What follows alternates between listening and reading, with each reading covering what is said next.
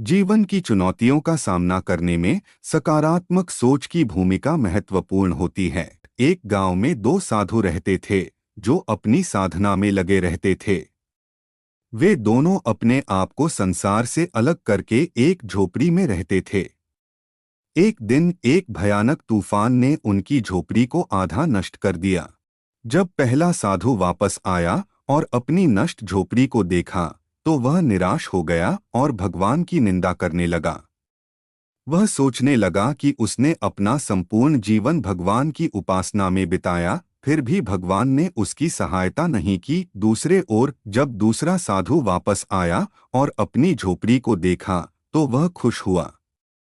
उसने ईश्वर का हाथ जोड़कर धन्यवाद दिया। उसने सोचा कि भगवान ने उसकी आधी झोपड़ी को बचा लिया। उसने भगवान का धन्यवाद किया और उसके प्रति अपना विश्वास और बढ़ा लिया। इस कथा से हमें यह सीख मिलती है कि हमारी सोच हमारे जीवन को प्रभावित करती है। सकारात्मक सोच हमें आशा और उत्साह देती है, जबकि नकारात्मक सोच हमें निराशा और निराशा में डाल देती है। इसलिए हमें हमेशा सकारात्मक सोच रखनी चाहिए। मेरा वीडियो अच्छा लगे तो लाइक शेयर सब्सक्राइब भी करें। कृपया आपका कृपा दृष्टि मेरा ऊपर बनाए रखें। एक समय की बात है, एक गांव में दो दोस्त रहते थे, राम और रमेश। वे दोनों बहुत अच्छे दोस्त थे, लेकिन दोनों के स्वभाव बिल्कुल अलग थे। राम हमेशा उदास और निराशा में डूबा रहता था, जबकि रमेश हमेशा खुश रहता था और वह सकारात्मक सोच वाला था।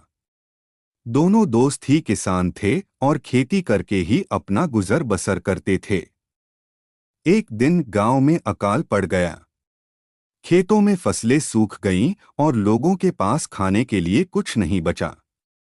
राम निराश हो गया और सोचने लगा कि उसका भविष्य अब अंधकार में ही रहेगा। वह और उसका परिवार क्या खाएगा? भूखमरी जाएगी। लेकिन वहीं रमेश ने सोचा कि यह समय निराश होकर बैठने का नहीं बल्कि कुछ नई दिशा देने का है। रमेश ने अपने खेत में छोटे छोटे गड्ढे खोदे और उनमें बारिश का पानी इकट्ठा करने की योजना बनाई। उसने अपने खेत को बारिश के लिए तैयार किया ताकि जब बारिश हो तो वह पानी इकट्ठा कर सके। तब तक वह पड़ोस के गांव से टैंकर में पानी लेकर आता और खेत में पानी देता। थोड़ा थोड़ा पानी लेकर उसने अपनी फसल को सूखने नहीं दिया। कुछ ही दिनों बाद जब अकाल खत्म हुआ और बारिश हुई तो रमेश ने उस पानी का उपयोग करके अपनी फसलों को सिंचा। इसके परिणामस्वरूप उसकी फसलें फिर से उगने लगीं और उसने अपने परिवार को खिलाने के लिए खाद्यान्न प्राप्त किया। जबकि राम की नकारात्मक सोच के कारण उसकी फसल बर्बाद हो गई। जब रामू ने यह देखा तो उसने अपनी सोच बदलने का निर्णय लिया। उसने रमेश से सीखा कि सकारात्मक सोच ही व्यक्ति को संघर्ष के समय में मजबूत बनाती है और उसे सफलता की ओर ले जाती है। इस कहानी से हमें यह सीख मिलती है कि सकारात्मक सोच हमें हर कठिनाई का सामना करने की शक्ति देती है।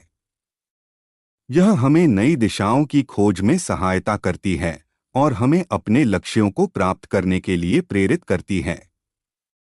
इसलिए हमें हमेशा सकारात्मक सोच अपनानी चाहिए और अपने जीवन को बेहतर बनाने की कोशिश करनी चाहिए। और आशा है कि आपको यह कहानी पसंद आई होगी।